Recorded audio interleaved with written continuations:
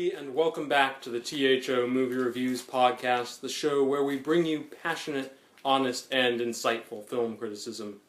I'm your host, Bennett Campbell Ferguson, and I'm here today to do an audio commentary on Ridley Scott's 1982 landmark sci-fi film Blade Runner. And I'm joined by Shaunette. Mo, you have root beer, you have tissues, how are you? I am fighting off allergies or possibly a cold. I don't know why. It might be a slow-moving hangover, which I have had before. It might be because half of the state is on fire and the air here looks like Silent Hill, so... That could have something to do with it. That could have something to do with it. So, you might hear something like this a lot. As far as I'm concerned, that's just, another layer to the sound. It's of Blade Runner. Well, we are going to delve right in. We're doing this, of course, because the new Blade Runner sequel, Blade Runner 2049 from Denis Villeneuve, is coming out soon. But we're going to delve into the past, into this fascinating and surreal movie. We should tell you, there's a lot of versions of Blade Runner. We are watching the director's cut from the 90s, so if you want to be exactly in sync with us, you want to watch that version. And if you really want to be in sync with us, which you definitely do, I will count down from 3, 2, 1, and that's when we'll all, us and those of you who are listening, start the movie together. So here we go, just warming up the menu here. And 3, 2, 1, 0. Alright, I should mention that I have not seen this movie in years. When we planned to do this, I told myself I was going to rewatch it, it was going to be fresh in my mind, and then I didn't get around to it because I'm not good at planning stuff. But a lot of it is still up in here. It was... God, when did I watch this? Like, 3 years ago, something like that. It was Thanksgiving. I remember that much. Well, it's one of those things that, it sticks in your mind once you've seen it. Like it's memorable. Yeah, no kidding. And the funny thing is, like I don't think this is a perfect film by any stretch of the imagination. But I've actually seen it more times than a lot of movies that I think are perfect. And just trying to decode it, or yeah, I kind of think it's funny. There's so much talk about questions like is Deckard human? Is he a replicant? Everybody wants to know the answers, but sort of the essence of Blade Runner is questions and uncertainty, and there's even a strangeness in the world of the film. I don't even really see it as, even though it's, set in, 2019, I don't see it as some, logical extension of the way society's progressed. I see it as sort of its own world with its own, rules where, there's, pollution is to be expected, but there's also, Daryl Hannah, made up like a Harlequin doll and, doing backflips. Yeah. Well, the sequel has old Harrison Ford, so I guess that answers that question of is he a replicant or a human?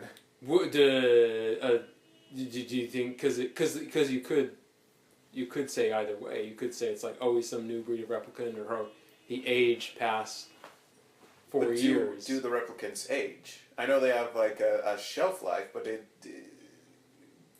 do they grow, or if they're just organic matter, do they rot? Well, so this is where it gets really weird. Yeah, that's the sci-fi aspect of it all. Yeah, because Ridley Scott has talked about, and there's his credit on the screen right now. He's talked about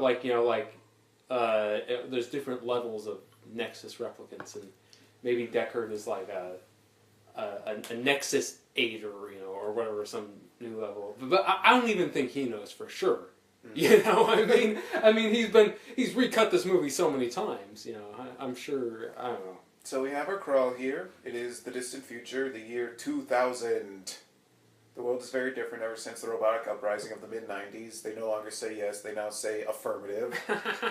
There's no more cruelty towards elephants, but there are also no more elephants, but still, it's good. And no more owls, apparently.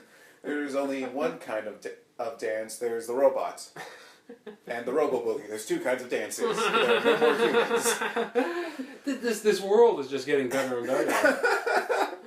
This is an interesting title crawl, by the way. Like, it's so simple. It looks like, Times New Roman, white letters, black screen, and it's sort of the antithesis of the, brassy bold Star Wars. Yeah. Alright, so this is what LA looks like in 2 years. So I don't know if that's really cool or really depressing. It's not too far off. I mean, again, half our state is on fire, so... Right. Just like... We're in Oregon, by the way. We're in Portland, so just big smoke towers. Flying cars are new. That's true. The sun looks about like bright orange these days. What was the bit from Lord of the Rings? Blood has been spilled this night. Which one was that? That was in Two Towers, because when they're tracking the orcs, and Legolas they see the orange moon or the orange sunrise. It's like, blood has been spilled this night.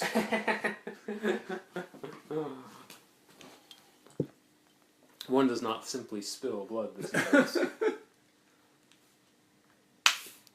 Also, Los Angeles is going to have pyramids. Yes, yeah. Sure. And there's a shot of an eye, which is, depending on your perspective, either totally random and cool looking or deeply meaningful in the metaphor of the human soul in the midst of all this chaos. And they allow smoking indoors now. That's new. Yes! But the cutting is very weird in this scene because, you have the shot of... the guy, the interrogator, I forget his name, but then you flash out to the pyramid outside, and then you flash back to the guy again.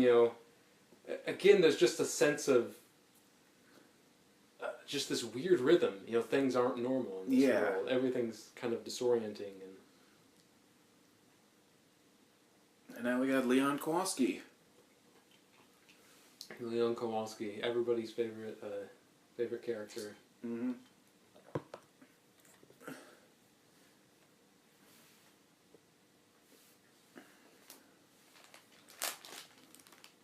Notice how we're not talking as much now that the cool special effects are on and the dialogue is started. It's just, even though we can't hear it. That's right.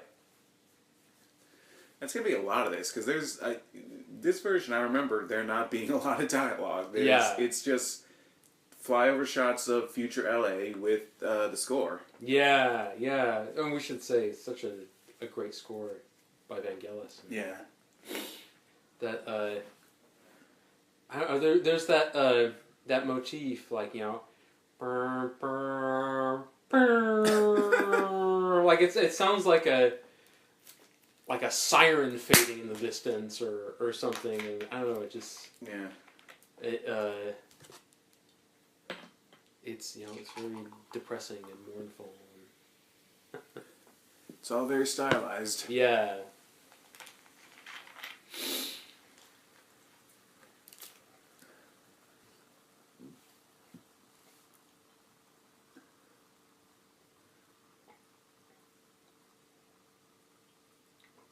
This whole bit where I remember the guy's name now, Holden's the interrogator.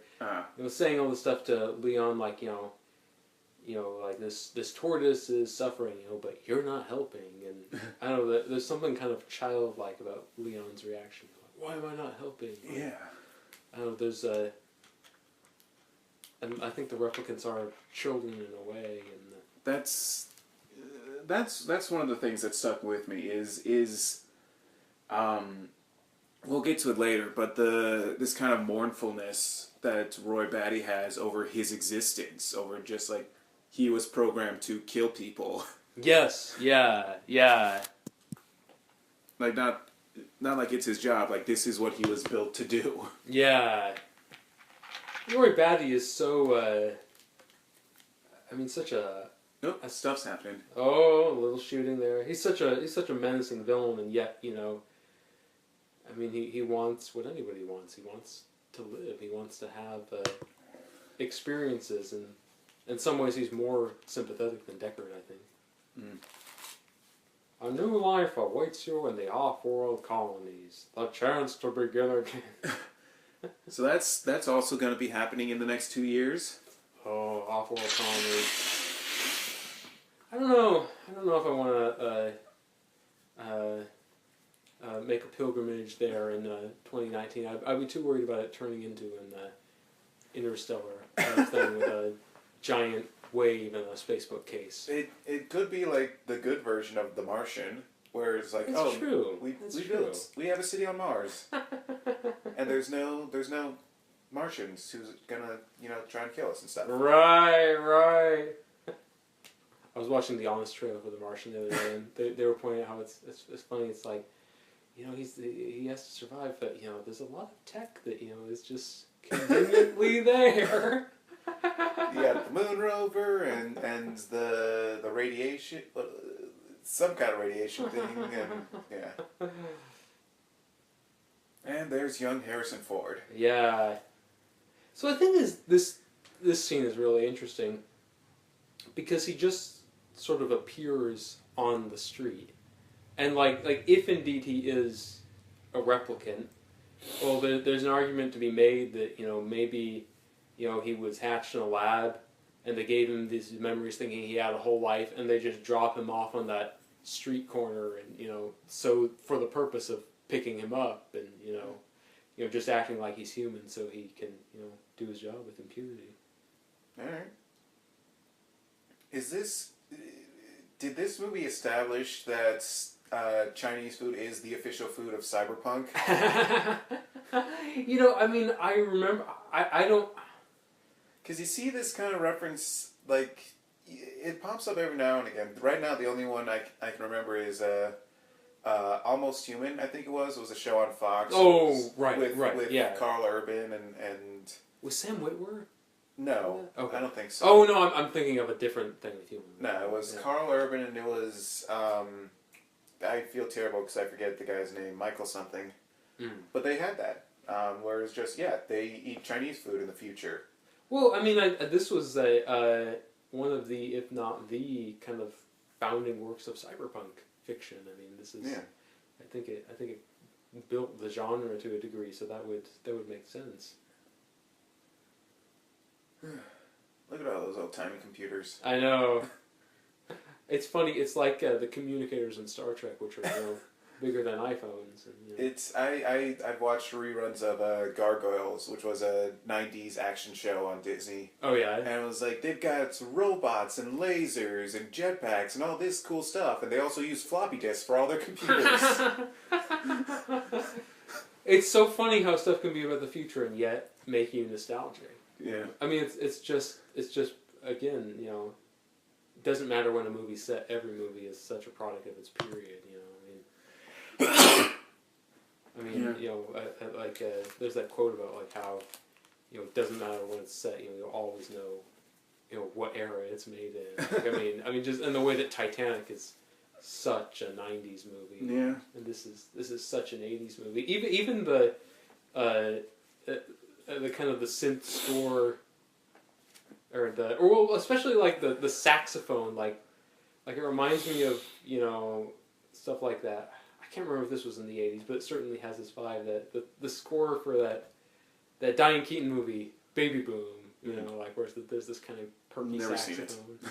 And then you get it too with the Deckard and Rachel. They have a saxophone love theme. Yeah. That's a lot of microphones. That is. So I learned recently, this guy who played Brian the cop, he didn't, he was not into having to smoke that much, and he was. I don't think he was such a big fan of Ridley Scott, but then apparently not very many people were on this set. I suppose I can imagine. What this was after Alien, right? Yes, yeah. So he made The Duelists first, then he made Alien, then he made this, and then Legend was in there somewhere. Legend was right after this. Yeah. And it's kind of funny for a movie that was a huge box office bomb. Like, And this is really the Ridley Scott movie that gets mentioned the most, even more than Alien. I would argue, even though that one spawned a franchise. Yeah. Yeah, I can see that. I'm trying to remember Ridley Scott's filmography, but I only remember the recent stuff, and people don't like the recent stuff. Oh yeah, I thought Alien Covenant sucked. I never got around to it. I say that. I had no intention of seeing Alien Covenant. You missed nothing. I'll give it credit. It's better than a lot of movies of its ilk, just because Ridley Scott is has a greater. He knows how to make stuff look good. Yeah, and that I think made it a better movie going experience than other subpar 2017 sequels like Pirates of the Caribbean, Will It Never End? I mean, but still, I mean, it's not good. It will never end. Long as Johnny Depp can put on a stupid hat and wobble around drunk, then it will never end. Oh yeah, it's ceaseless. This, I think, would be a good time to mention the cinematographer Jordan Cronenweth, who it's really striking what he did. Yeah, just this right here. Yeah, look, I mean, just like the weird, like, shadowy, cool blue tone of this scene. Yeah. It's kind of incredible.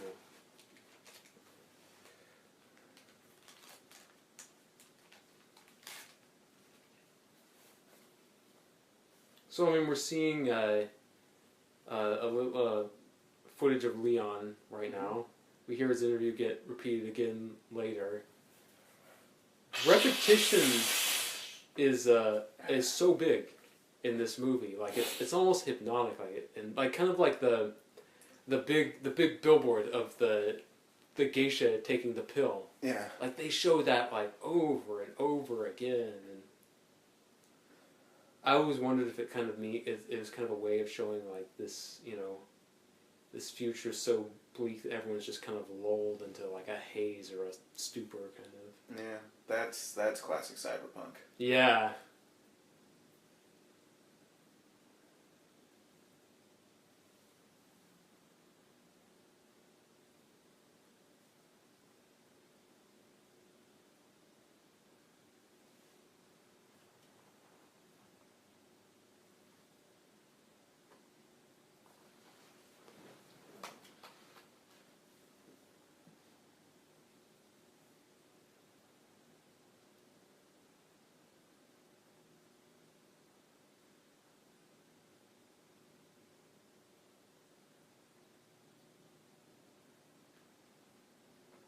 I watched 2001: A Space Odyssey for the first time recently. Oh yeah. And I definitely see a lot of overlap with this movie and that one. And I've only ever seen the first scene we watched in film class, and that's the monkey thing, the bone thing, and then like just all the different shots of the spaceship. Classical music. Yeah, and that puts you into a stupor. It kind of hypnotizes you. Yeah, I don't know. Yeah, honestly, I found 2001 really boring, but I kind of want to see it again because it's pretty fascinating. Yeah, I mean, after seeing that, I get where Star Trek: The Motion Picture came from. Star Trek: The Motion Picture, like that thing is so funny because they were trying. I mean, we all I think lament the fact that Star Trek sort of turned into an action series and instead of this cerebral saga. But then again, it's like after you watch the motion picture, you understand why. Like it's like you can go with this or you can go with that. Right, and it's like I get it. After that, why they were like, okay, let's do the Wrath of Khan. We'll just have a straightforward villain, who wants to kill Kirk. High emotion, the occasional literary reference right, to make it seem smart. Right. It was the best of times, it was the worst of times. Message, Spock? This is a great scene, by the way, where he's going up over. Oh, there are owls. Yeah, well, it's a fake owl. So they built robot owls. They built robot owls. And this is why people are still, wrangling over this film because it's a world that is just full of bizarreness. Yeah.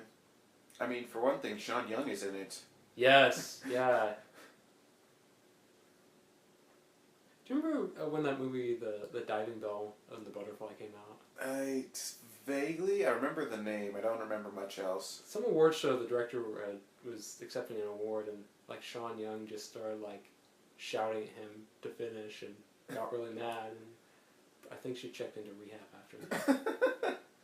I remember that she wanted to play Catwoman in Batman Returns, so she ambushed Tim Burton in full Catwoman costume as apparently an audition. You know, she's not nearly as good an actress as Michelle Pfeiffer, but I mean, at the risk of sounding unprofessional, Sean Young would have been a really fucking hot Catwoman.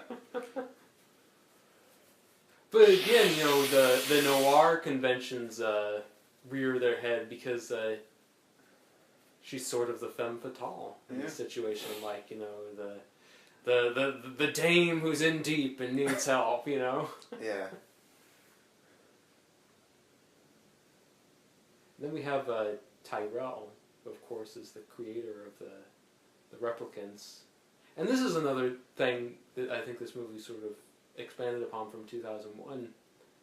But you know, even though Tyrell's human, he almost seems more robotic than the replicants, you know? Because it's all fresh to them, really, you know? Like, the world means something to them, and he's just like, you know, I'm up in my magic pyramid, you know, sealed off from the pollution and whatnot. See, I'm kind of worried about the sequel because we got Jared Leto filling that role, and he's just gonna... We've already read stuff about, like, he, like, temporarily blinded himself or something while playing this guy, because this guy was blind. Right, yeah. Like, when he... Just this nonsense of Jared Leto going full method and expecting it to be a big deal. In fairness, though, some of the reports about like his methodiness are like kind of exaggerated. Like I know some of that Suicide Squad stuff wasn't strictly true. Yeah. But I mean, I don't know. It reminds me of a funny thing of there's an article on the playlist, and they were talking about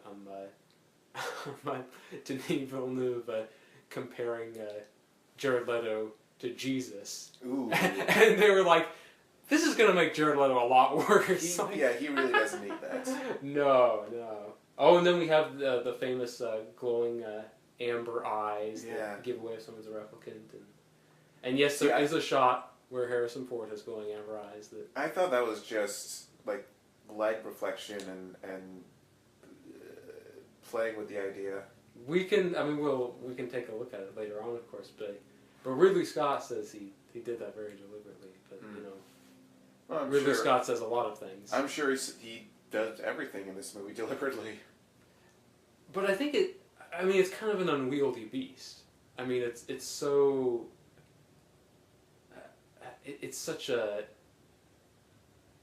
I mean, it's just so, you know, bizarre. I mean, again, we'll get to this later, but you know, there's a scene, a sex scene that's almost like a rape scene, and he, you know, it's almost like he was, you know, deliberately trying to be ambiguous about that and like, you know, plant that seed. So I don't know.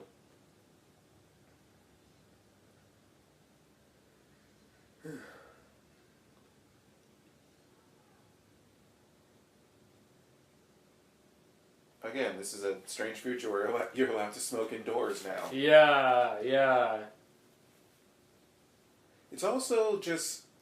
It's rooted in the 80s. One sec. Excuse me. But, Movie Bob, who's a critic I'm a fan of, he brought this up. There's talk of a remake of Escape from New York. Oh, right, yeah. And that is also a movie that's very much set in the 80s. And Movie Bob talks about if you do a remake or a sequel or whatever of Escape from New York, you have to acknowledge that Escape from New York is very much of its time. It's this 80s dystopian future where New York and then Los Angeles are these hellholes, these wastelands of where the American dream goes to die. Oh, sure. And in the 21st century, that's not so much that. And I you get the same vibe from this, just the fact that it is in LA, that it's this grimy wasteland.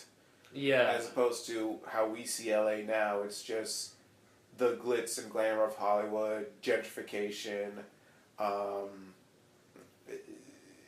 one of the more hipster liberal places in the country. Right.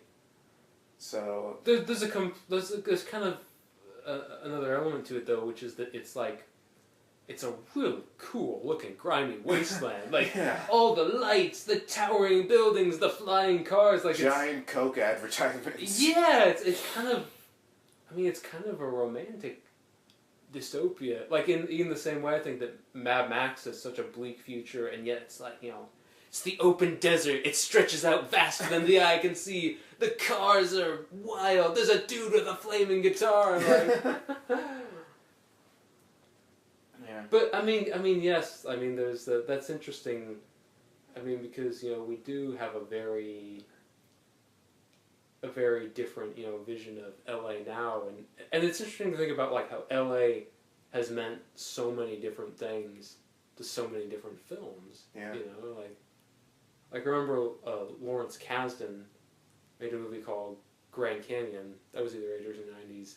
And that's, I mean, it's not sci-fi, but again, it's the same thing. It's like, you know, LA is this horrible, you know, miserable place, you know, and it's like, you know, crime is everywhere. It touches everyone's lives, you know, like, even people with good jobs, they're miserable and so empty inside, you know, and then, I mean, I don't know, you have, you know, other movies that, you know, kind of glamorize it, you know. Now I'm thinking back to Dope, where it's like, yeah, it's LA and there's crime that touches a lot of people's lives. They really just have to live with it. Yeah. I mean, that was one of the many reasons that was such a great movie, is just because these kids are, you know, thrust into this terrifying situation, and they kind of just like roll up their sleeves, and it's like, this is what we got to do, you know. There's on the Netflix show The Get Down, which like depicts the birth of hip hop. Oh right. And it's set in Brooklyn in like late 70s or like early 80s, where it's this kind of stuff, where it's pre-gentrification, where everything looks, there's graffiti everywhere, it's grimy and it's terrible, and the title of the first episode is all the titles of the episodes are named after like graffiti that people see, and the first one is "Even in ruin, there is hope for a treasure." Ooh. And that's what a lot of stories with this kind of setting seem to be about. Yeah, no, that is so true. I mean, it's like kind of looking in these bleak situations and finding hope, and yeah, it's like actually. For those of us in our audience, we're recording this a couple of days after we recorded our review of Mother. Yes, I've mostly come down from that. And I was just reading an interview with Darren Aronofsky about that movie, and he was talking about how he worked with the author Hubert Selby Jr. on Requiem for a Dream, and he said that Selby taught him that to see the light, you have to look into the darkness. And I think Aaron Aronofsky actually prefers the darkness to the light, but maybe even a little too much, needless to say. But no, I mean, Blade Runner, a lot of movies like that, you know, are really about that, like kind of trying to find hope in really miserable situations. Yeah. And here we have the really disgusting eyeball scene. Yeah. Here we have veteran character actor James Hong. Right. I really need to see Big Trouble in Little China. Oh, I love Big Trouble in Little China.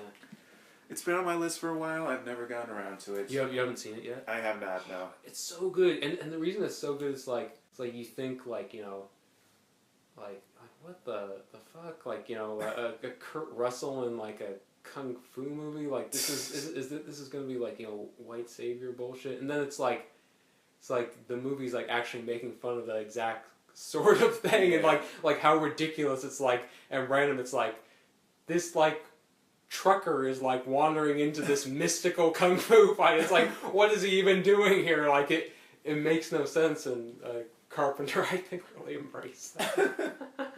But my favorite scene is when Kurt Russell's about to get into this fight, and I know I'm going on a tangent here, but he has a gun and he shoots at the ceiling and he goes like, "Rah!" And then like when he shoots at the ceiling, like, you know, a big chunk of rubble gets shot out and falls on his head and knocks him unconscious, and the fight just continues on while he's just lying there. Yeah. And we didn't mention it, but Roy Batty showed up. Yes, Roy Batty. The great Rutger Hauer. Yeah. He and Ridley Scott apparently had a really good relationship. That's good. Yeah, which, I mean, it's not surprising, because, I mean,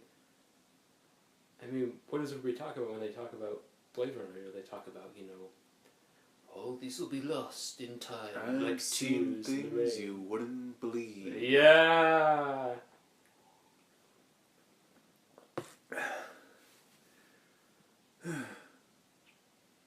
What other? I'm trying to remember. Like, he's kind of become an icon of sci-fi. Yeah. I'm trying to remember where else he showed up, and the only one that comes to mind is Valerian, which is not good. Oh, right.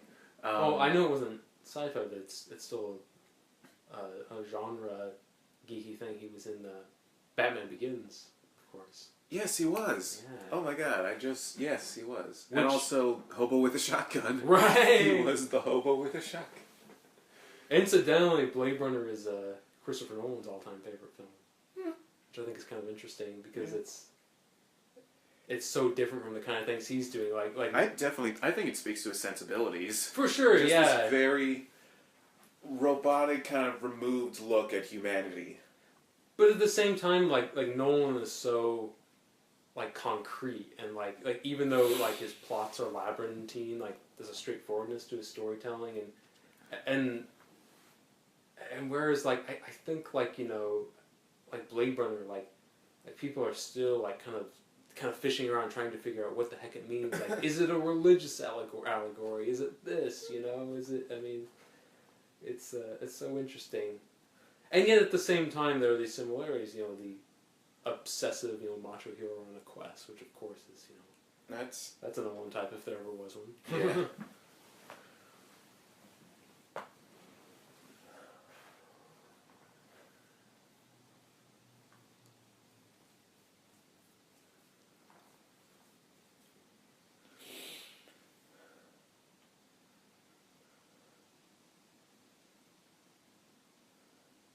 He talks very slowly. He does, yeah.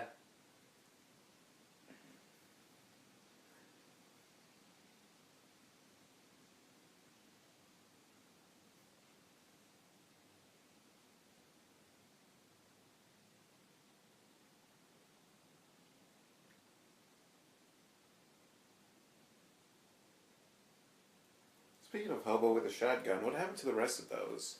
Like, were they ever going to make more? Because they did the 2 Machete movies, and they did Hobo with a Shotgun. Oh, yeah. But... well, they wanted to make Hobo with 2 shotguns, right? I heard that was... I thought, well, like, I'm pretty sure the first one ends with the hobo dying. Oh, really? Oh, well, that... unless there's a new hobo with a shotgun. Wait, was that a Grindhouse trailer as well? It was a Grindhouse trailer, really? yeah. Really? Oh, I didn't know that. The other ones were... there was Don't and there was Thanksgiving, Werewolf Women of the SS.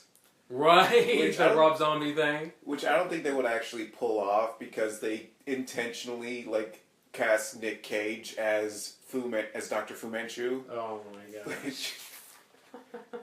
I mean, like, you can't really do that. No, you definitely cannot do that. Like, even when they did Iron Man 3, and it was like, no, we have a Fu Manchu knockoff with the Mandarin, they didn't cast an agent. Well, they did, technically, but they didn't, like, lean into it. They parodied it. Yeah. I'm actually a pretty big fan of that. The way they played the Mandarin twist in Iron Man 3. Yeah, it was very, like, It felt rooted in the world, and it was like it's funny. Yeah. Like, Ben Kingsley was a riot. It's sort of, I don't know, it was kind of a radical moment because it sort of, it turned, kind of like, you have this villain who's sort of a stereotypical, like, vaguely Middle Eastern terrorist, like kind of playing on, people's, snap judgments, and then it's like, oh yeah, that's just a smoke screen, for this, bitter, corporate, very American, guy. Which feels like it's rooted in 9/11 trutherism, but isn't. They don't play into it that much. Yeah. Which I appreciated. Yeah.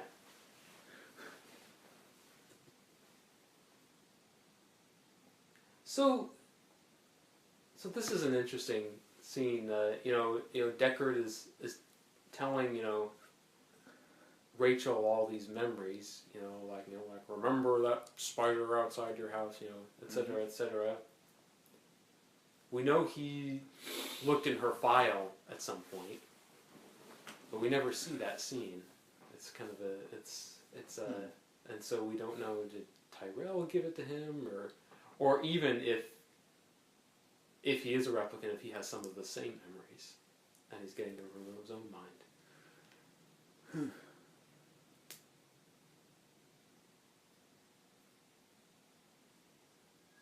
But this is one thing I've always liked, like the idea, like, she's saying, I have a picture, this is my mother, and then, he tells her, no, this is,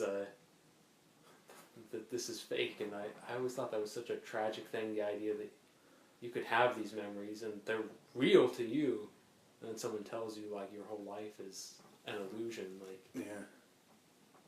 They take, really, like, one of the most precious things you can take from the replicants, which is just, the very fact that they exist in a way.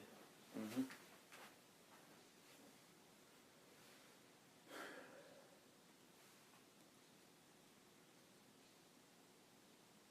I love, too, how awkward Harrisford is in this scene.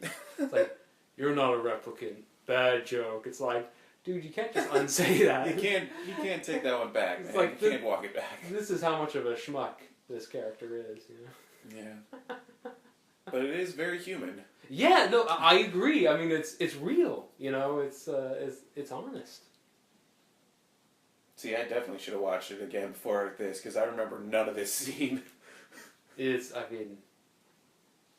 all, it's all, I think, no matter how many times you watch it, there's always some new thing that's bizarre, or something new that sticks in your mind. Yeah. See, I used to think that the light, coming in the window there, it's like, is the sun coming up, and that, like, all the outdoor scenes just happen to take place at night, but reading up more on the film, I think it's that, like, pollution has blotted out the sun, and that light is just from, cars and, stuff flying out there. Yeah. Just a street lamp. Yeah.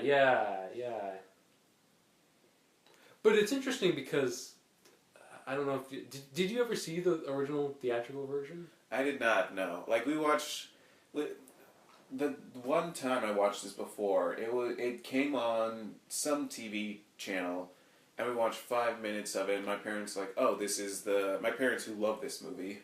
Oh, they were cool. like, right oh, this is the theatrical version, this isn't as good. And I'm like, oh, we have the director's cut on DVD, which is a rarity, because my parents don't get a lot of stuff on home video or DVD. Gotcha. But we watched that. Well, yeah, because that theatrical cut, ended with the, scene in full sunlight where, Deckard and Rachel are, driving along a highway, and it's like, oh, finally, they're coming into the light, but the director's cut eliminates that, so you have a movie that's in perpetual night, really. Yeah. Which I just find, that really fascinating. I mean, he took, Ridley Scott, he took away, one of the things you take for granted in movies, which is that at some point you're going to switch from night to day. I'm trying to think of, like, if there's any... No, there's not a lot of movies that do that, unless it's, like... No. One of those deliberate things where it's like, no, we spend the whole movie in darkness, and then at the very end, the sun comes out, because that's how we know it's over. Right. Because they're, like, Near Dark, Night of the Living Dead, City of Ember. Oh, right, City of Ember, yeah. Yeah. I actually saw that. Which was... it was okay. It wasn't as bad as I thought you might have expected. Yeah, it was... I really like the production elements of it, but there's... it's very basic story. For sure, yeah. Bill Murray makes a fun villain, though. I'll say that. Yeah, no kidding. So we're coming up on the storyline with Daryl Hannah's character and JF Sebastian. And I actually think this is more interesting than the storyline with Harrison Ford, because Sebastian is such a he's a grown man, but he's in a very literal sense this childlike character, because for one thing he's older than he looks, but he plays with toys and stuff, and then you have Pris, Daryl Hannah, for her own survival, kind of using, one of the most powerful weapons you can use against a young kid, which is, the potential of sex. I mean, you notice, at any moment when she needs something, she just puts a hand on the shoulder in the right way, and he follows through and does what she wants, and again, gets him killed. Like we talked about, the replicants are very childlike themselves. Not just in the literal sense of like they have a 4-year lifespan. Yeah, but yeah. Their emotions are new to them, that they're still figuring that out. Yeah, and there's a scene after. I think Batty has found out that Leon has died, or maybe it was the snake lady, but he there's this weird moment where he very abruptly kind of sniffles or cries, and it's like there's something kind of babyish about it, again the childlike thing.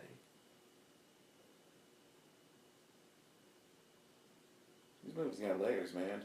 Yeah.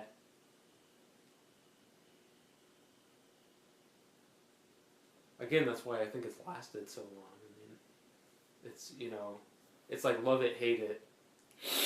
There's always interesting depths to plumb. There's something new. Yeah. I just thought too, Pris was another kind of a femme fatale in a way. Oh yeah.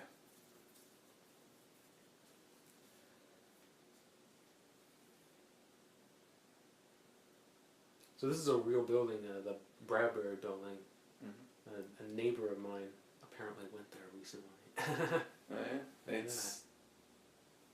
But most of this movie was shot on the Warner Brothers backlot. Yeah. I remember reading Pauline Kael's review, or New Yorker review, where it's just the future feels like a backlot. That's actually why I kind of like it. I like it that it's sort of this insular world that makes it feel more claustrophobic and menacing. Yeah, one of my... There's a critic online. She does these reviews of Doctor Who episodes. And at one point, she looks at one of the recent episodes and how their version of the future is really, very sparse, very crummy. Okay. And she's like, here's the thing. If you said something in the future, it will always look stupid because you will always be wrong, and it's and you just gotta run with it. You gotta lean into it. So her line was, "It's the future. Future it up, bitch." I love that. That could be kind of a rallying cry for every sci-fi filmmaker. Oh yeah, that's great. Which is why I think it's kind of smart to. I don't do what they did in Fury Road. There's almost kind of a retro vibe to the future. Humanity has de-evolved a bit, and it makes it more timeless. Yeah. Blade Runner doesn't quite escape that. trap, I think. Oh, my phone's making noise at me. Sorry about that. No, I left my phone not on mute. I'm unprofessional. Oh, the fabled unicorn scene. Was this foreshadowing for Legend? Was there... I haven't seen Legend. Was there some unicorning? I haven't seen it either. I just know Movie Bob did a thing on it. Oh, okay. Where it, like, Legend was supposed to do what fit to fantasy stories what Blade Runner did for sci-fi, where it was kind of dreamlike and surreal and weird. Oh, okay. In its depiction, but But Legend really didn't have... It didn't land in the same way, but there's people still like it. I mean, you got Tim Curry as the bad guy. That's always a party. Tim Curry, good old Tim Curry. I miss him. He's not dead at the time of this recording, but, right? You know, but the rate actors are dying this year, he'll probably be dead soon. Don't say that. That makes me sad. But Tumblr has really stupid ads, really clickbaity stuff. Oh, and like, gone too soon! well, no, it's like, look at, this is, it was just a picture of him as Frankenfurter, and the headline was like, what Tim Curry looks like now will shock you, and I'm like, oh, right, all that give bullshit. the guy a break, he had a stroke! Yeah. Screw you. I hate that kind of stuff. Yeah. Clickbait, yeah. It's depressing that there are actually people who get paid to do that kind of thing. Yeah.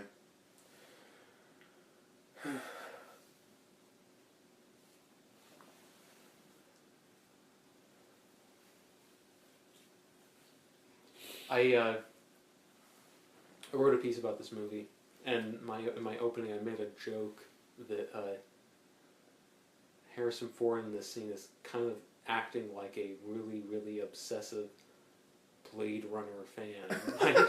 Like kind of like puzzling over. Yeah, every detail, pull back, pull left, go in, like. And then, was this done before? Because, every movie that involves, government tracking or whatever has a scene like this. Right.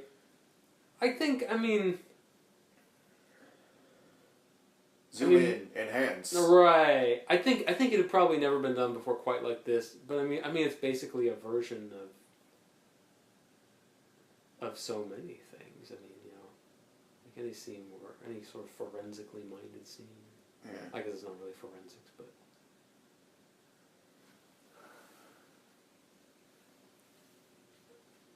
I love how he could have, looked at the picture sooner, but he was getting drunk and falling asleep at the piano and dreaming about a unicorn. It's like he's got other stuff to worry about. Yeah, you get the sense that he's a professional and that he knows how to do this job, and he's just kind of at the end of his rope. Yeah.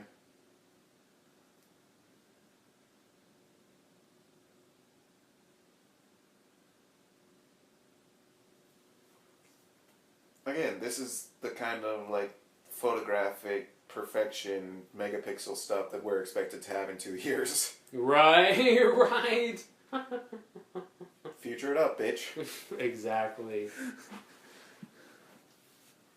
One of the things that have you watched any of those short film prequels to Blade Runner 2049? I have not. I think Shinichiro Watanabe did one of them. Oh, okay. Or he's going to do one of them. Okay. Which I probably should watch because I love Cowboy Bebop and I love Samurai Champloo. Well, there's one... Was not big on Space Dandy, but I may give it another shot. Well, there's one with Dave Bautista's character, and there's a scene in that where a character uses a payphone.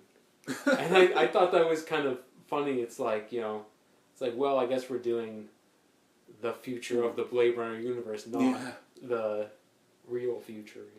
Real, of course, in air quotes. It's sort of I'm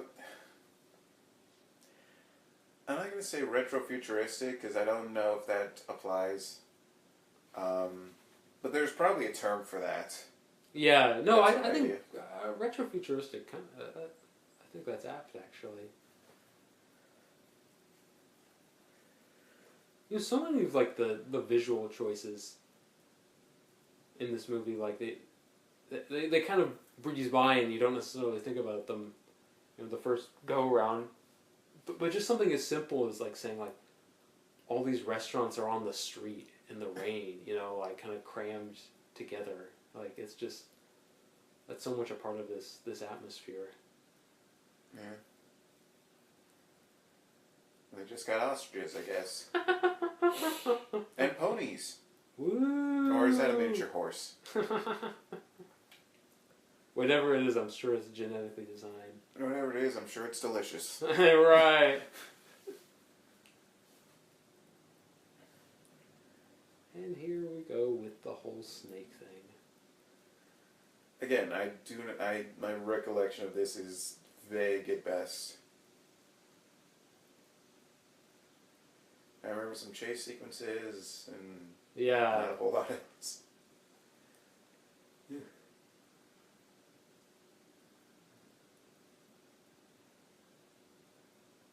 So the replicant who has the snake later, who he of course kills. Uh-huh. That actress, she got hired partly because that snake was her pet, and apparently See, it's all about who you know in Hollywood. Exactly, yeah. Apparently she used to roller skate through Los Angeles with that thing on her shoulders, which is it's just the creepiest thing I can think of. Are we gonna get something like that for Portland? Because we got that guy who dressed up as Darth Vader on a unicycle who rides around playing the Star Wars theme on bagpipes. I love that guy. He appeals to be both my nerdiness and my Scottish heritage. But if we get someone on a unicycle with a snake, I may not have anything in common with Indiana Jones, but I do hate snakes, so I could not deal if a guy like that was zipping around the city. Yeah.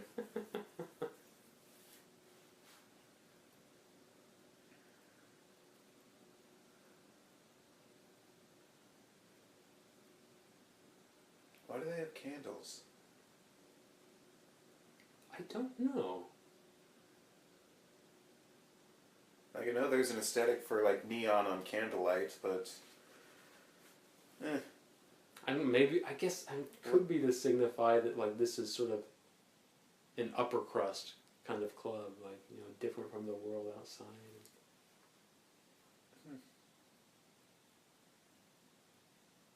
Interesting how he calls Rachel in this scene, like, he doesn't call her for any reason, you know, other than that he thinks she's hot. I mean, you know, it's not, I mean, he already questioned her, he doesn't need more clues, like.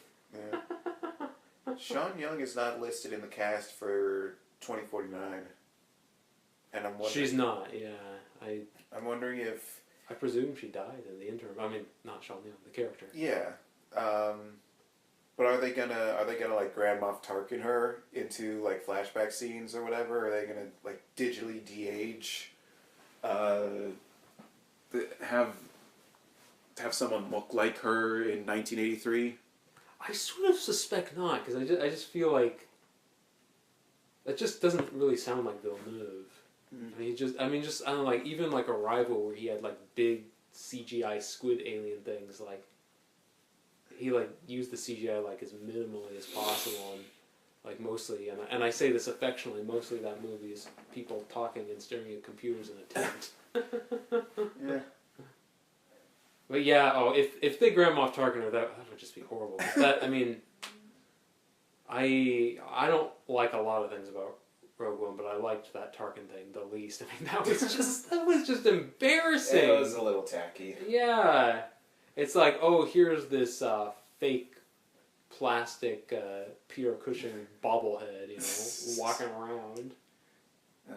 Maybe when the technology gets closer, but yeah, I don't know. I mean, I feel like, and the issue with CGI is I feel like when you're trying to exactly mimic reality, you run into trouble. And it's like that. I mean, I don't know. That's why like the CGI in something like Sin City works so well because like that's not trying to look like real. It's trying to look like a cartoon. Oh yeah. Whereas like like Avatar, you immediately go, those trees look fake. That doesn't look like real dirt. I mean, it's just it's a. But then we got some like Toy Story, the first CGI animated feature. They're like, if it all looks fake and rubbery and plastic, let's make the main characters be made of plastic. Yeah, no, that was brilliant. That works up until the point when human characters start showing up. Yeah. But it's, I mean, but like, animation can like do some, like it can, bend the laws of physics. It can do things like where it's like you buy into that world and it doesn't have to be real. Yeah. I mean, like I know it's popular to like poo-poo on special effects, like replacing practical effects or whatever, but I still maintain like when you got stuff like the new Planet of the Apes movies with all the CGI apes, it looks spectacular. It does look spectacular, yeah. And it's interesting though. Like I mean, there's such a difference from. Like the new Planet of the Apes films and which they're still basically like live action films in a way with motion capture actors, and then you have something like Avatar, which is the whole world is built out of CGI, or Jungle Book. Yeah. To use a more recent example. And I feel like I like with Planet of the Apes, especially the recent one, like they're still kind of like holding back a little, like still trying to get like a kind of airiness and not get into that Star Wars prequel claustrophobia where everything's sterilized. Yeah. Someone pointed out we appreciate CGI the most when we don't notice it. Yeah, so that's like so true. Stuff so like true. in Fury Road where all the backgrounds are green screened or whatever. Right. But, yeah. No, I watched a video about that. Yeah. The cars and all the cars are real. There's actually a flame-throwing guitar. Yeah. Should we do a Fury Road commentary at some point? That would be a blast. Sure. I'm not sure how timely it would be, but could be fun. Maybe when George Miller does another movie, it might be cool to kind of look back. He's got room. Yeah. I know Warner Brothers is probably courting him to come back to do Superman. I don't think he'll do it. I think he wants to have his own thing. And he says he's working on the Mad Max sequel, so I don't know what's up with him. Yeah, I kind of don't think he should do another one. I mean, Fury Road would be such a perfect way to go out. You'll never top that, and anything will be a failure compared to that. If that's the case, then I kind of would like to see someone else's take on Mad Max. Oh yeah, because I know we had the video game that came out right afterwards, but I never got into it. Oh, I never played that one. I didn't even know there was a video game. Yeah, I just heard it was kind of a substandard, like sandbox kind of deal, which is not my bag. So this scene here, this chase, I think it's coming up in a sec. There's you hear a flashing street sign like saying cross now, and that's actually one way in which this movie was kind of did predict the future because now we have walk sign is on yeah. But he also just passed by an Atari sign, and Atari isn't exactly big in the West. Well, it's funny they actually put that in the 2049 trailer too. Oh my God, they did. Yeah, the flying car flies past the big Atari. So this is a world where E.T. the video game never happened. Oh my gosh.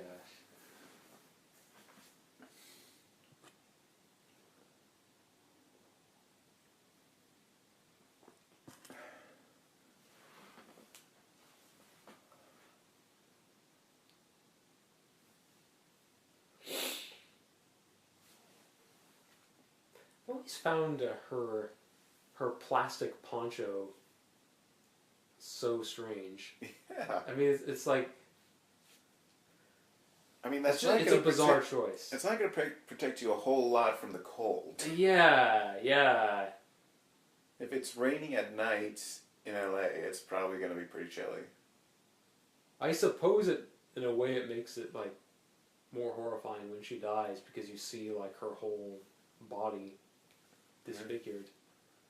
Or again, maybe it's just, future it up, bitch. Yeah, yeah. Well, yeah, this is a future-y vibe, yeah. This is what fashion is like. Everything is... It feels like one of those future times when...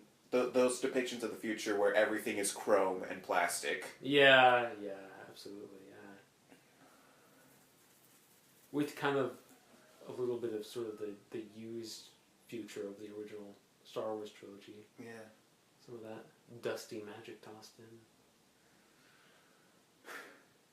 And this takes place during November of 2019, it says. Oh, that's right. I forgot. Yeah. I'm asking. I think it was November. Yeah.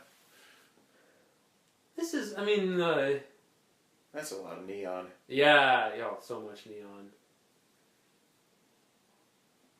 I read a book where someone pointed out that it's kind of interesting that the only two replicants he manages to kill are women. There's I don't know if that's just random, if there's any significance to that, but it is intriguing. And then again, we've got the sex scene / rape scene coming out. There's definitely I think a misogynistic element to There's something going on. Yeah. I mean, we've said there's a lot going on in this movie, but that's something. Yeah. And then you have the fact that I think it's so funny. Like,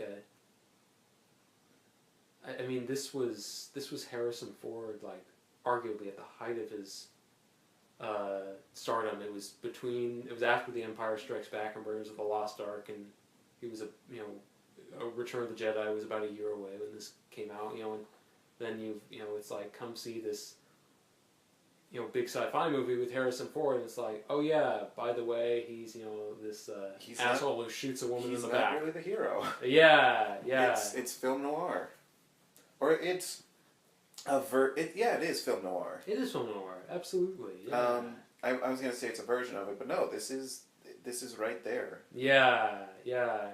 Oh God, young Edward James Olmos. Yeah, he's coming back in 2049. He is.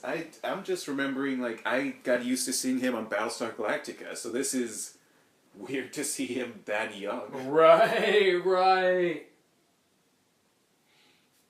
So, again, another reminder of how much is going on in this, and I totally missed this. I had to read about it to figure it out. You know how the tinfoil sculptures he makes? Uh-huh. So, in one of the scenes where Death Grid is first starting to investigate, I don't know if you noticed, but Edward James Olmos. Gaff, yeah, he makes a sculpture of a guy with an erection, kind of hinting that Deckard is aroused by this this quest.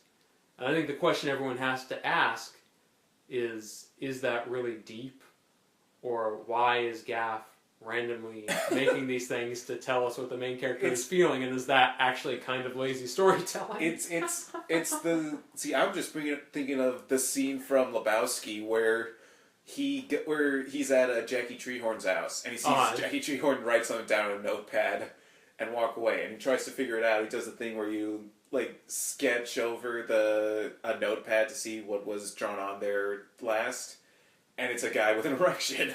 And that's just the joke. Like, there's no explanation for it. It's just, this guy drew that while in the middle of a conversation on the phone. That's great. I love the randomness of that.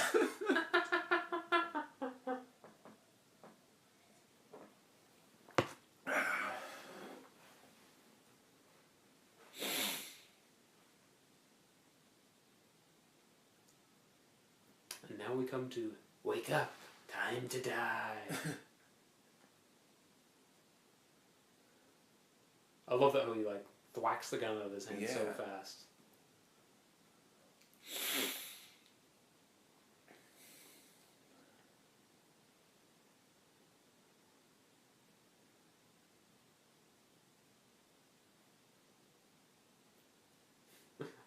doing crazy eyes. Yeah. Now this dialogue, like, nothing is worse than having an itch you can't scratch. Like, it's... scratch. It's very meandering and weird. Like, it's like, yeah, in the middle of a fight, he's gonna talk about, itches and scratches. Like, it's just, it's, again, like, the other reason why this movie feels so strange. Like, these people don't behave like normal people. And not in, like... But it's again, they're discovering emotion, so he's discovering on some level sadism. No, yeah, and I think it makes sense that the behavior is off. So I've got a couple theories about what's going on with Rachel here. I think she saves him not out of love, but purely, because she wants to survive, because she knows he's interested in her, and she thinks maybe he can help her. Maybe. From what I remember, she was very much like learning to be human, even without realizing it. Yeah. Yes, I think that's very true.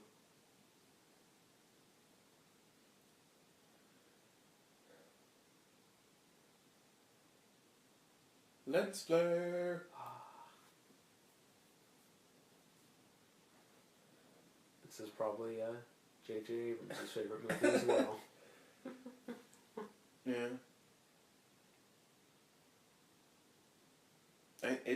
I feel weird that I don't have any real emotional response to him directing episode 9. I actually surprised myself, even though I didn't care for The Force Awakens, I was actually happy to hear about him doing 9, just because I feel like... It feels, again, it just feels like the safe option. Like, and I'm wondering if I'm okay with that or not, because do I want Star Wars to just be safe, or do I want it to, at some point, have more ambition? I for sure want it to have ambition, and that's why I'm excited about Rian Johnson, because he's got chops. Yeah. I mean, the thing with Abrams is I think he sort of has to bring ambition to it this time, because it's like, it's, in The Force Awakens he basically remade A New Hope, because, but that's because A New Hope is basically the template for every blockbuster in some way. Yeah. But, I don't see him, like, just rehashing Return of the Jedi, because it's like, I don't see him going, yeah, I want to make another movie that begins with a space thug, has people Luke hanging out in the woods with teddy bears, and, ends with a dance party. Like, I feel like Return of the Jedi is more inimitable, But I definitely... You don't want to imitate a lot of Return of the Jedi. Well, I can defend... I got a lot of affection for Return of the Jedi, but you don't want to make another one of those. Well, no, I really like it, and I'll even defend the Ewoks, because I think they... I like the Ewoks. Yeah, I think they fit in the plot. Like, it's a kids movie, yeah. There's going to be some kids stuff. Yeah, and then there's the larger message of it's like, kind of this primitive society, successfully defeating the technological empire, and I think that's... But yeah. That's just kind of hilarious to me. Well, yeah, no, it's funny too, for sure. Yab nub!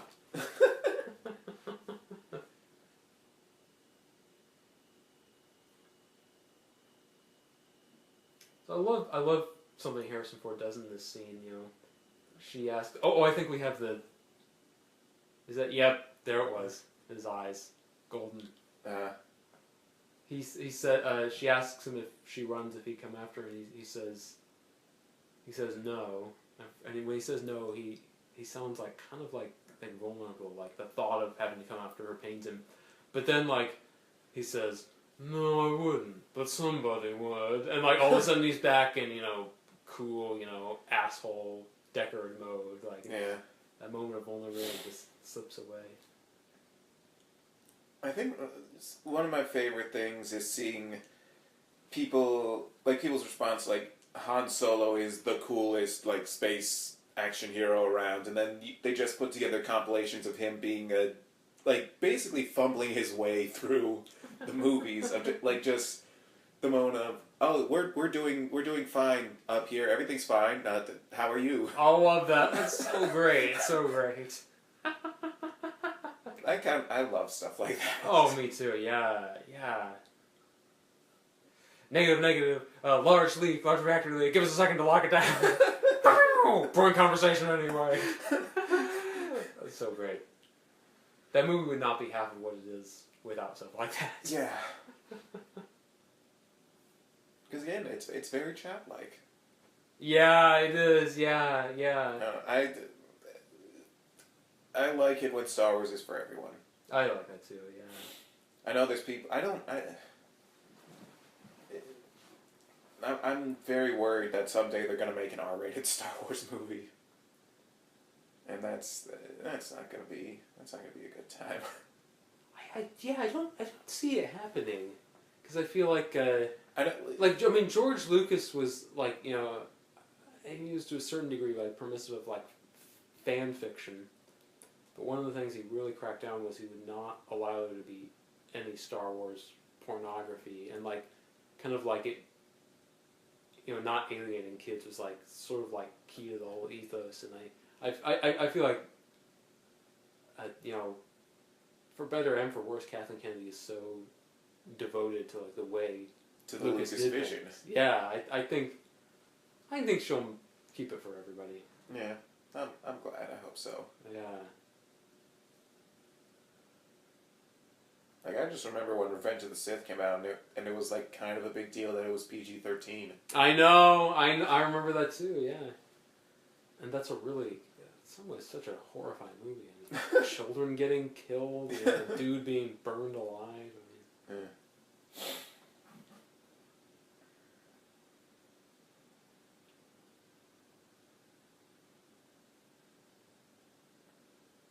This bit with her undoing her hair, I think, is so good because she's kind of looked like a robot until then, like walking very stiffly, having this perfect face, and this is the moment where she kind of, as you said, she's learning to be human, and she starts to look more human here. And now we get the uncomfortable scene. Oh boy. Lots to unpack here, as they said in some of my more pretentious college lectures. I dreamt to muse.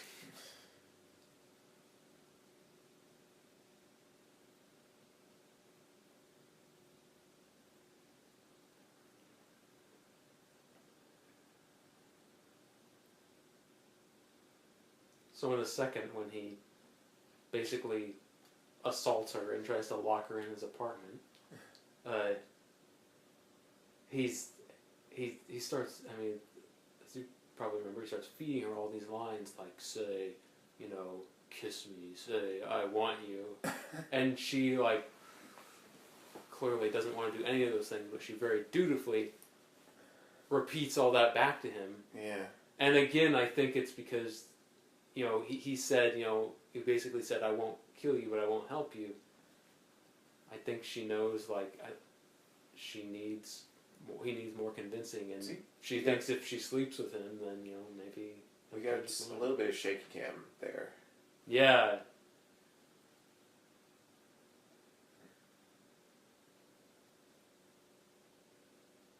He got blinds across his face, because it's Noir. The one thing that doesn't fit with my interpretation of the scene is you've got the saxophone-y love theme, like... Maybe they're doing it ironically? Maybe. I would like to think that. I'd like to think that. But, there it is. Now you kiss me. I know Sean Young was not happy with the scene, and I know... Yeah, I can see why. Yeah. And they hated each other. I mean, they were so unhappy working together. So, and that's another thing that makes it really creepy, because it's like, makes you think like, gosh, he was using what he really felt in this scene, because he just despised her.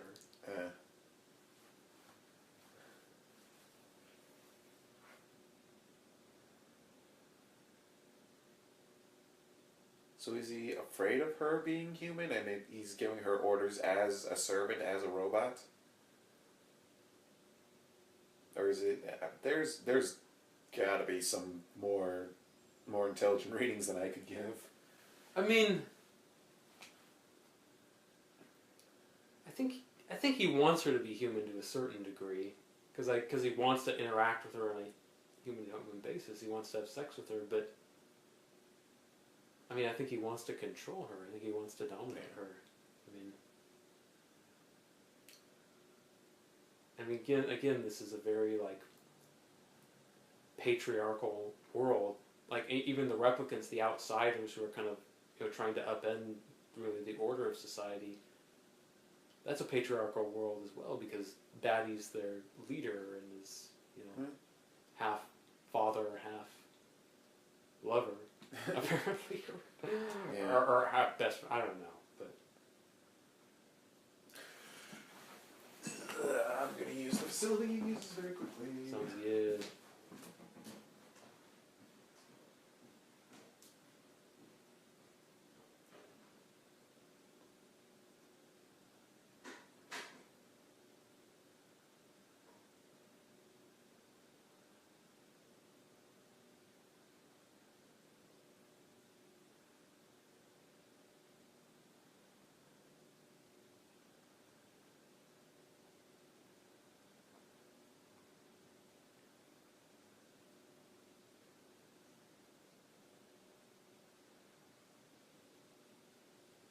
So now we've got Batty coming in, and this scene with Pris and J.F. Sebastian. I think it's very interesting. We saw her, when she first met him, looking very bedraggled, kind of almost masquerading as a homeless person. Now, she's wearing this weird Harlequin makeup, and her hair is perfectly done, and I think masks and changes of identity are a very big part of this movie. Kind of like we saw with Rachel in the previous scene. But it just speaks to how, he was wrong to trust her. Hope you don't mind I kept talking while you were out. Go ahead. So I got to look like a crazy person talking to myself for a second. Well, that's what commentaries are. Yeah.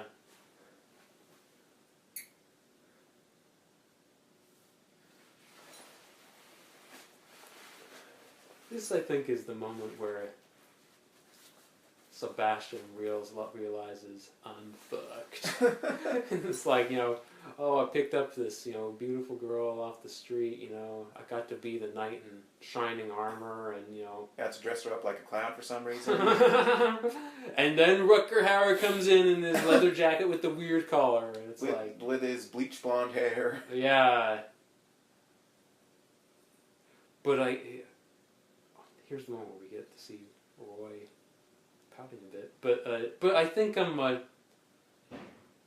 I still think Sebastian doesn't help them just purely out of fear. Like, I think it's he's a child, and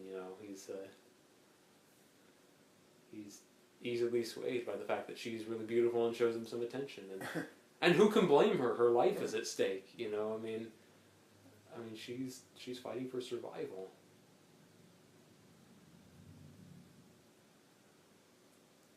This again, you've got this retrofuturism, like that. There's almost this. It's like 18th century kind of. Yeah, I was thinking that too. Yeah, it's just. It looks like the set of one of those horror movies where like the dolls come to life and stuff. Yeah. And you know what? I think that's kind of like one of the things that makes this movie so sad is like. You have these dolls, you have these toys around.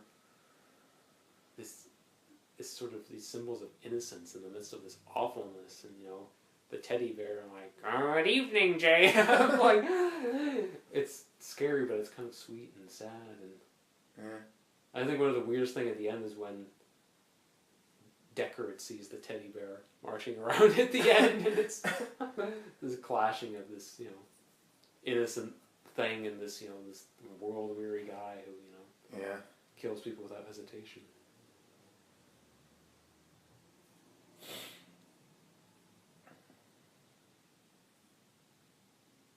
not computer, Sebastian. We're physical.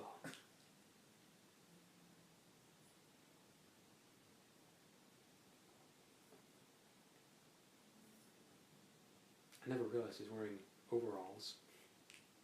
Is that what those are? That is what those are. I think so, yeah. See, I thought that might be an apron or something. Because he said it was going to make him breakfast. That's true. Which, do they eat? Also, what the hell is he making them? He's putting eggs inside a bubbly thing? Like, hard-boiled eggs? I guess. Is that how you make hard-boiled eggs? I don't know. Or is that just how you make hard-boiled eggs in the future?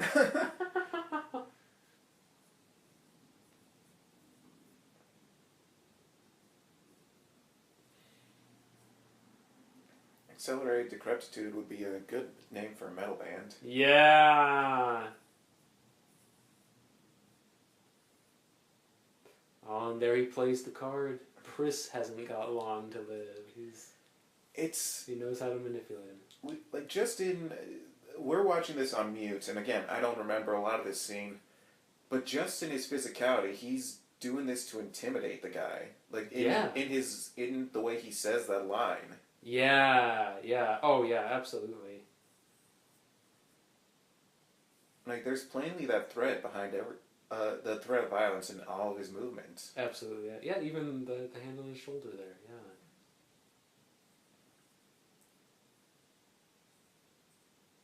That's another great thing about this movie is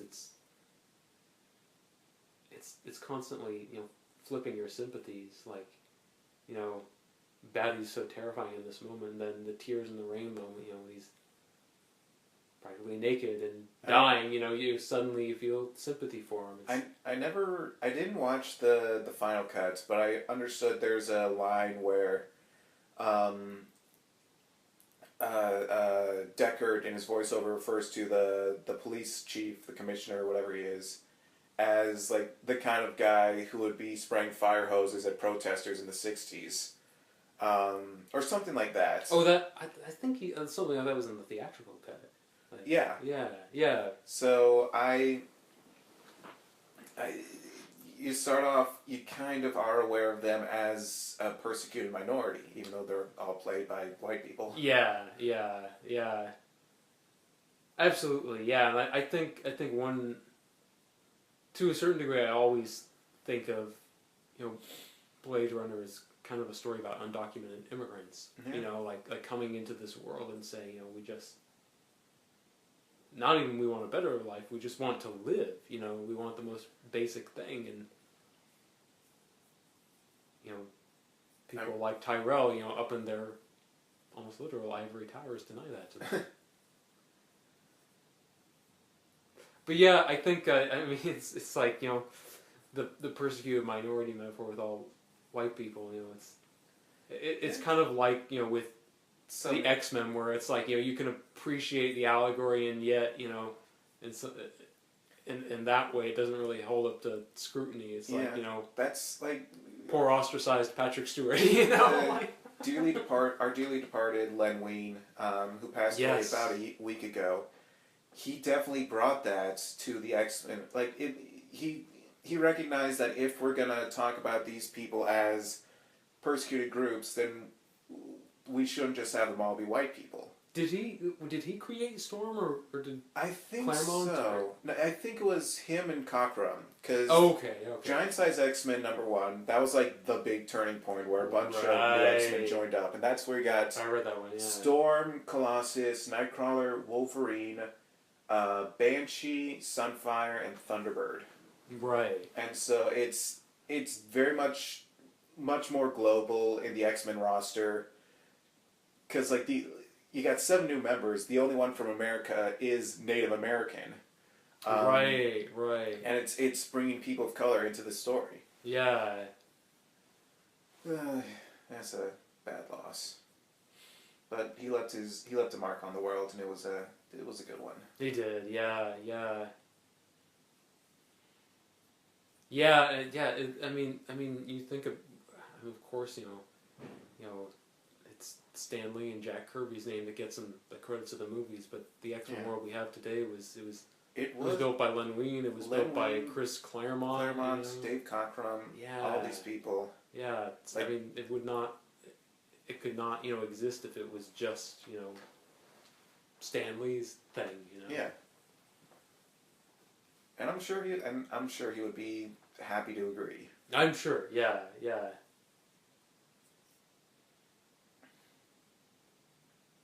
I think he's very self-deprecating. I mean, for Christ's sake, the guy played a character called Willie Lumpkin in Fantastic Four. Again, the candles. Yeah. Well, it's fancy. Are those real candles? Because from here, it just looks like they're like... They kind of look fake. Yeah.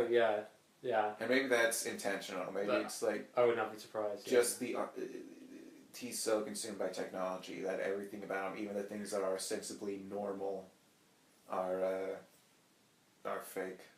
And again, Tyrell is a very robotic character, Yeah.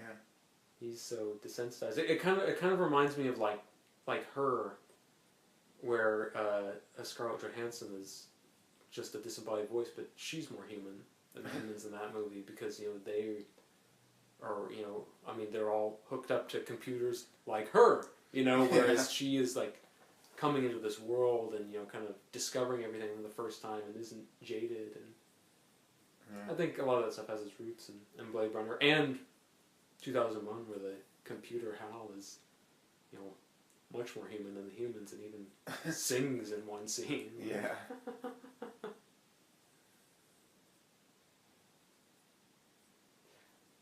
The weird thing about Tyrell in this scene is he's not afraid at all. I think he thinks his wealth and his power protects him, and but of course he's wrong because Batty crushes his head. Yeah.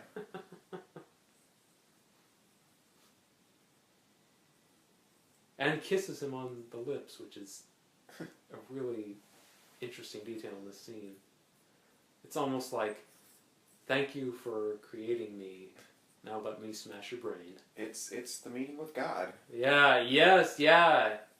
And their version of God is just this kind of, honestly, frail old man.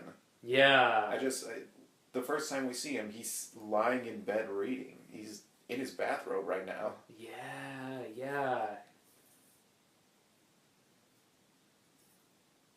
You have a sort of neglectful God who here seems to have created just because he can, and doesn't feel any responsibility to his creation. He made them to die. Yeah.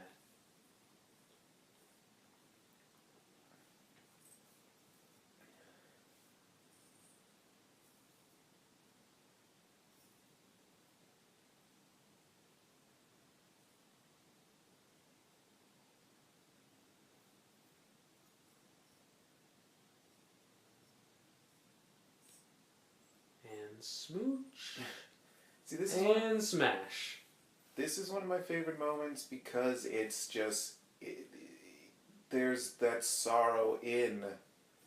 Like, look at them. He doesn't look happy. He's not. He's doing this because he was programmed to do this. Yeah. Like some part of him wants to, but it's heartbreaking for him. Yeah, it is. Yeah, I mean, he's killing his own father for all intents and purposes.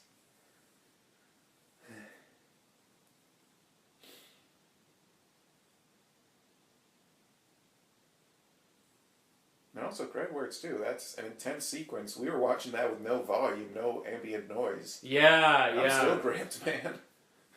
Well, because if we had the sound line, that's got like a really like over the top score, like whoa, and but it's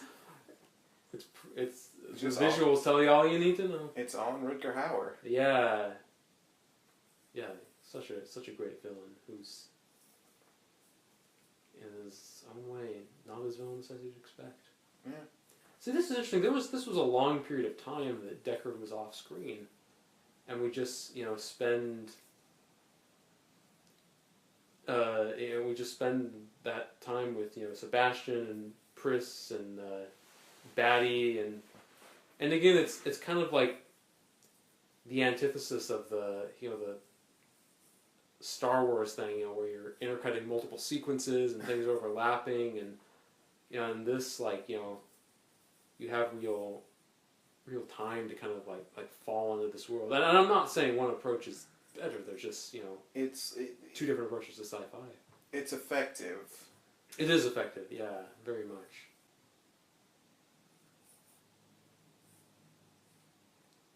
I love what this guy in the cop car flying above. According to Blade Runner lore, they're called spinners. So, and the guy in the spinner, he says, okay, have a better one. I love that, have this, a better what? Yeah, this future is so miserable. It's like that. Have a good day no longer has any meaning. It's become have a better one. Yeah. Can't necessarily hope for good, just better. Yeah. These characters here, they're almost like the Jawas or something.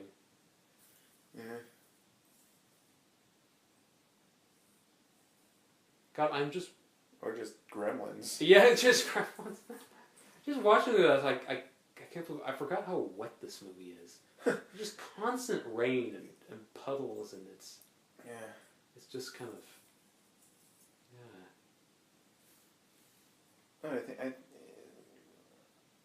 My dad likes to say that it always means something when it's raining in a movie.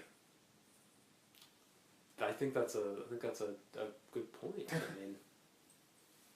Which isn't necessarily the most deep observation, but it's accurate. Yeah. I mean, this is a medium where you have a massive amount of control over what the text looks like, what goes out there. So absolutely.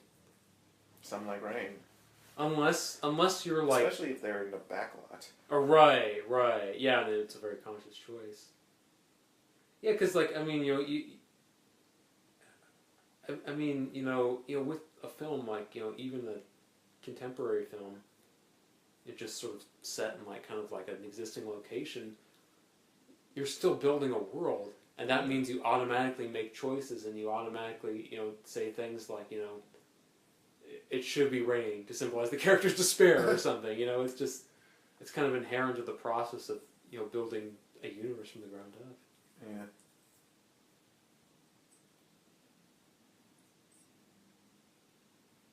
Did you ever see Crazy Stupid Love? Yes. That's with Steve Carell? Yeah. Yeah. I always think of when Julianne Moore brushes them off and then it's raining and he's like, what a cliche.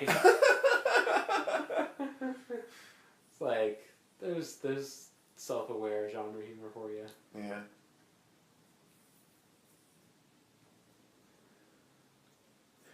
So we're about to get into what I think is one of the weirdest climaxes for a sci-fi movie ever.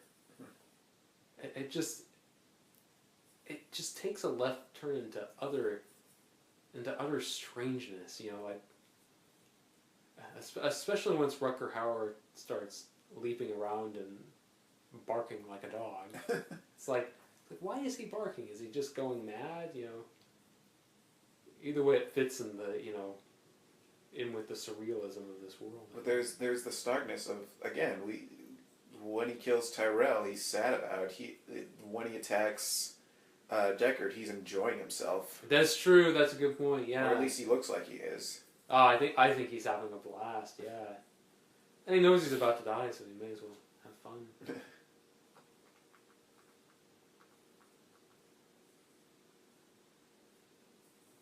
A lot of little people in this movie. Yeah.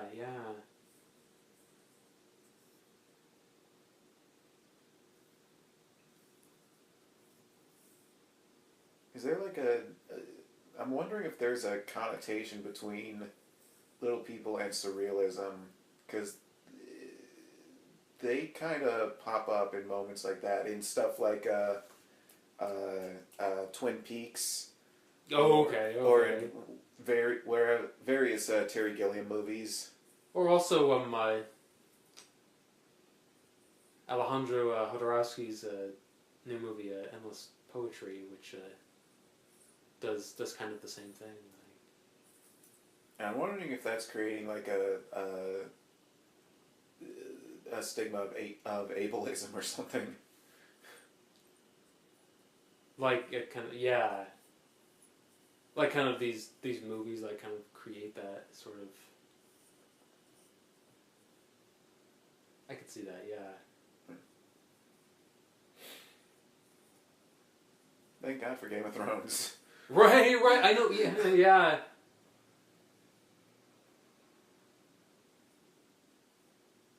It's kind of, I don't know.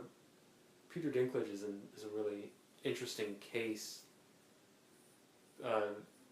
Like I remember, when he played Trask in Days of Future Past. Oh yeah. Like that was such a big moment because he wasn't cast just because the character's a dwarf, because the character's not. He was cast because he was right for the role. He was I'll be right back. Yeah.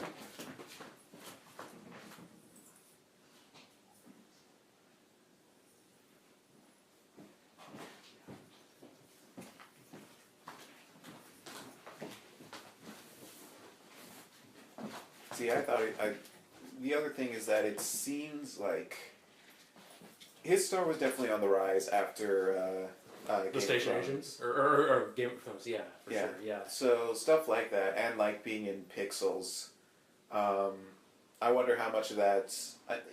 I never saw Pixels, and that's probably for the best. But I do wonder if the role was written with him in mind, or with any little person in mind. But I'm sure he was good in it. Yeah. I mean, he's good in everything he does. Yeah. Yeah. Bryan Singer, I know, talked about being a big fan of Game of Thrones, and it's like, well, he got to work with Tyrion, and he got to work with Sansa. Yeah. I'm surprised that Lena Headey isn't somewhere in his Freddie Mercury biopic. Is he doing Freddie Mercury? He's doing Freddie Mercury, yeah. Oh, I don't know how I feel about that. I'm just glad he's not doing superhero movies anymore, because he was kind of burnt out by the time Apocalypse came around. Yeah. This is such a. This is again another moment where we really see Batty's sympathetic side, seeing this person he loves torn away from him, and I love how he even feels the bullet wound. That's so gross, and yet it feels right. It feels, because he's not a guy who flinches from anything. Of course he would do that. Yeah. See, that's what I'm appreciating from this view is Rutger Hauer's physicality. Yeah. Well, we'll really get a view of that in a sec with him just bounding about. Yeah.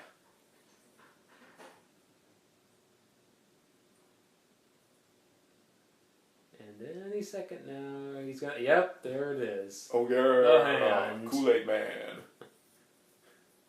I mean, this scene is so fascinating because this isn't a fight scene. This is Batty, This is a toying chase with him. Yeah, and he knows he can kill Deckard anytime he wants, and he lets him get away a couple times just so he can torment him. Yeah. It's part revenge, for He didn't killing the other replicants, but it's also part I think he knows he's going to let him go. Ultimately, it's also he's trying to teach him how precious life is. He did. He broke fingers for Zora and Pris, but he didn't for Leon. Yeah. Deckard didn't kill Leon, but how does Batty? Batty? Yeah. Yeah, that's either something with a really brilliant explanation for how Ridley Scott is such a deep thinking genius, or it's a huge plot hole. Or was Batty there for that chase and that fight? Did he watch it or what? I think they never showed him, but I mean, it's. I would not be shocked if he was. I mean, he's always lurking around somewhere.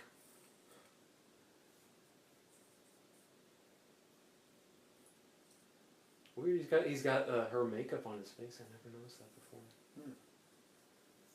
And the blood. And the blood.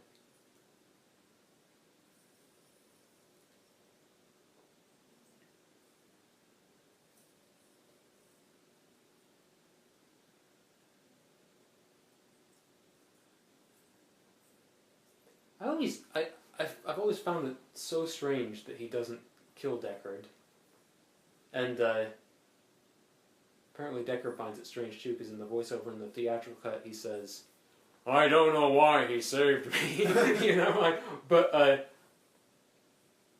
all I can think is that he knows he's gonna die. All his plans have failed. He can't get more life, and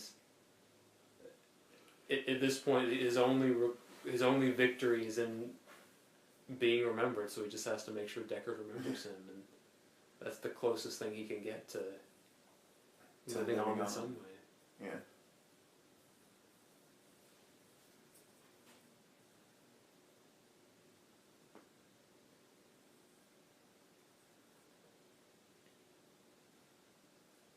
Here we go. This is where things get weird.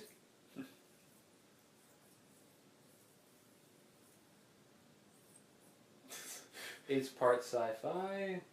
It's part Rucker Hauer porno. It's part gothic fight scene.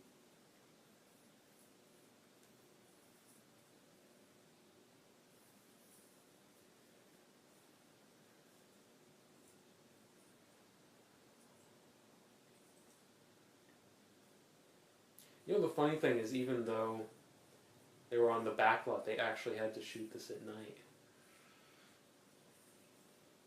Yeah, I can see that. So the second I know Batty puts a nail through his hand, and to keep it from stiffening, apparently. And I know it's speculated that that's another reference to the Bible. Which I don't know. I feel like the religious allegory stuff in this movie, I don't think it's key to the story. I think it's in there because, I mean,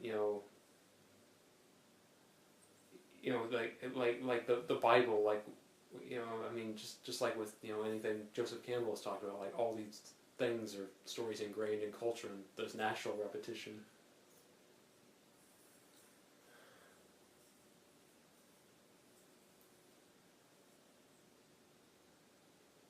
There is something to the line, "You're gonna have to get it up, or I'm gonna have to kill you."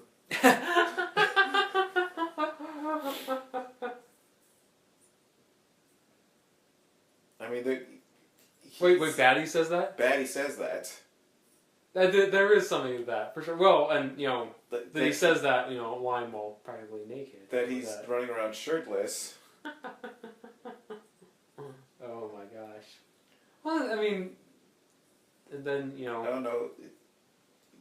He's holding a pipe, so, I don't know, phallic symbol, maybe? Yeah, I'm sure. I would not be shocked. Well, I mean,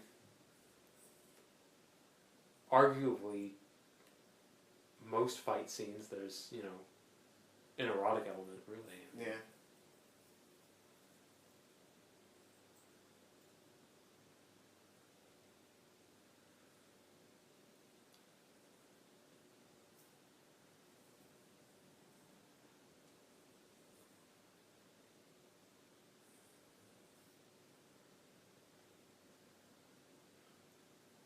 He's definitely yo-yoing here. He's just going back and forth between these different affectations. Yeah, yeah. And is he going about this in a robotic way? Is it kind of childlike? Is this a game to him? But to what level? He's having fun, and he's trying to intimidate him, but he's also got this like wild movement. It's a lot. My dad likes to point out Roy. His name is Roy Batty. Roy comes from the same root word as royal, so king. Oh. And batty is a synonym for crazy. Oh, I like that. I like that. I didn't even think of that, but yeah, of course. I mean that. So I mean, who's in control in this scene? We're it's him. dealing with He's the King king Crazy of here. Yeah. I think too. I mean, he's having so much fun. He's enjoying being the king. Yeah. He's enjoying having this power over life and death because he has no power. His creator doomed him to die. This is violence because he's choosing it, not because he's programmed to do it. Yeah, yeah.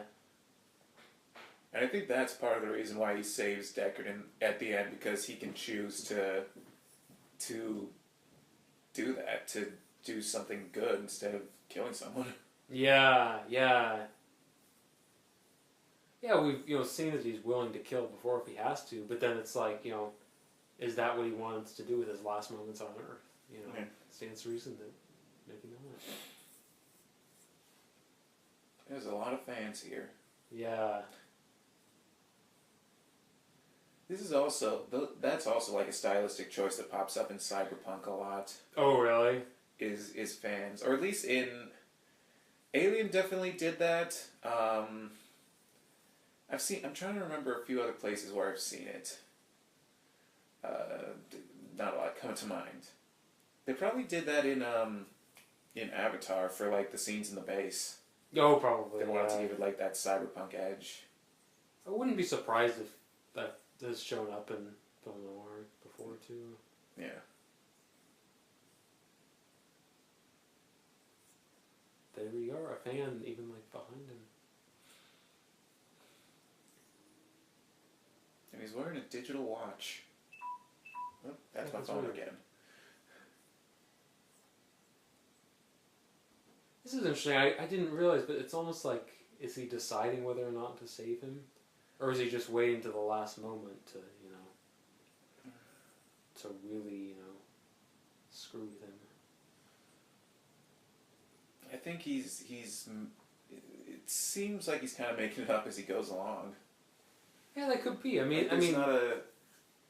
There's not a grand plan in place. Like if we can continue with the idea of the replicants as children, children are very instinctual. Yeah.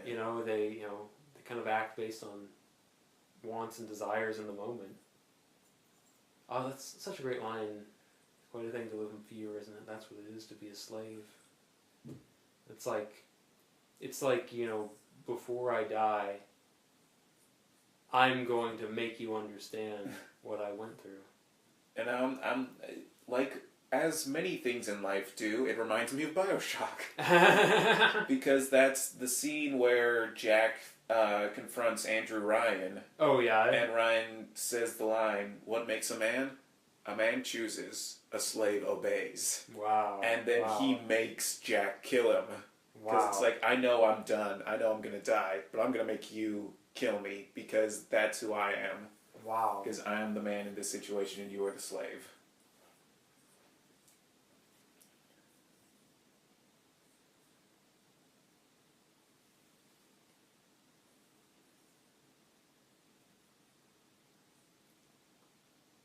And now we go with I've Seen Things.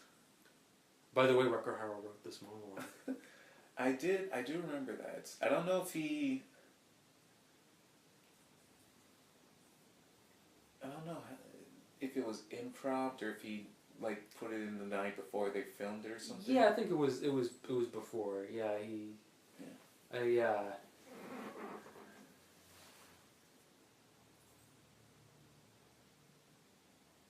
Which is funny, this movie seems so meticulous, and yet I think there was a lot of stuff on the fly like that. I mean, there was.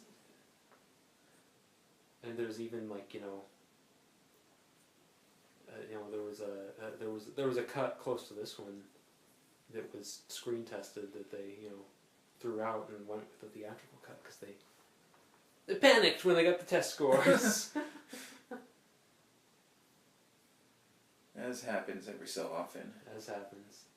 This is such a great example of the difference between the theatrical cut. Now that looks like actual daylight. Yeah, that does. Which is weird. Is how does that get in there? The pollution's blocking out the sun. Yeah. And also, where did he get the dove? That's the thing. That's what makes this movie so wonderful and so baffling. It's like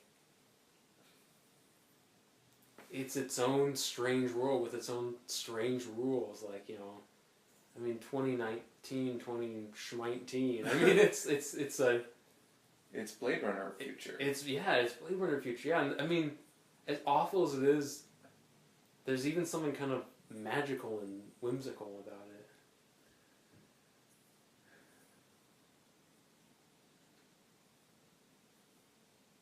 Of course, that line, "You've done a man's job, sir," some people think that's like hinting you're a replicant who did a man's job, but I mean, yeah, that could be reading into it.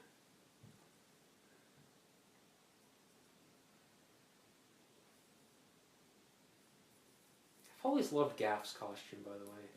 The bow tie and that is an interesting looking outfit. Yeah, I don't know, it's sort of like an it's a lot old of man 30s detective. Fancier than everyone else's. Yeah.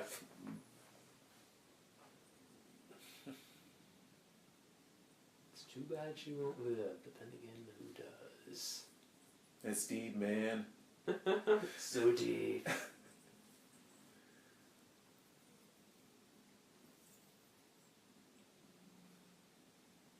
And now he finally actually does help Rachel, presumably because he's shaken by his experience with Batty.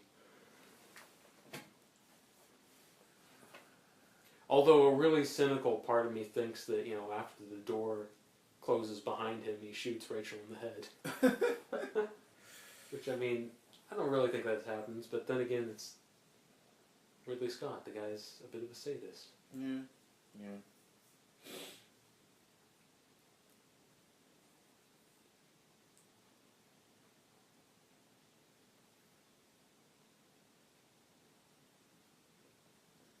And again, we have the motif in a second where he's like, she's repeating things. He's telling her, like, he says, like, "You love me, I love you." You know, it's like she's playing a role he wants her to play. Well, of course, what she doesn't know is that this time he actually has changed because of this encounter with Batty.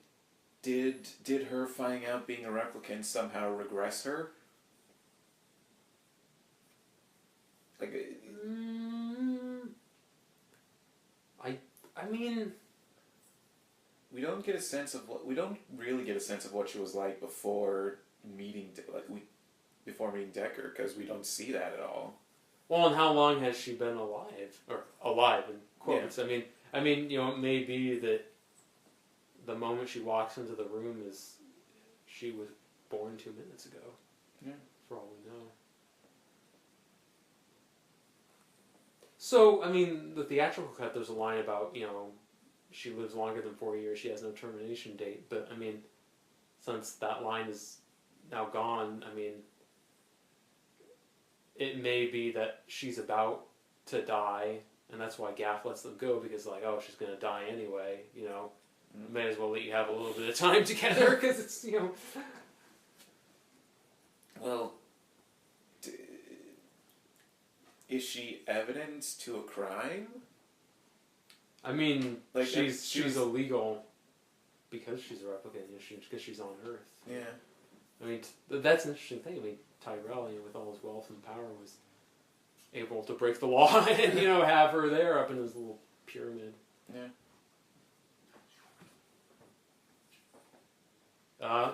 There's a unicorn. There's the unicorn.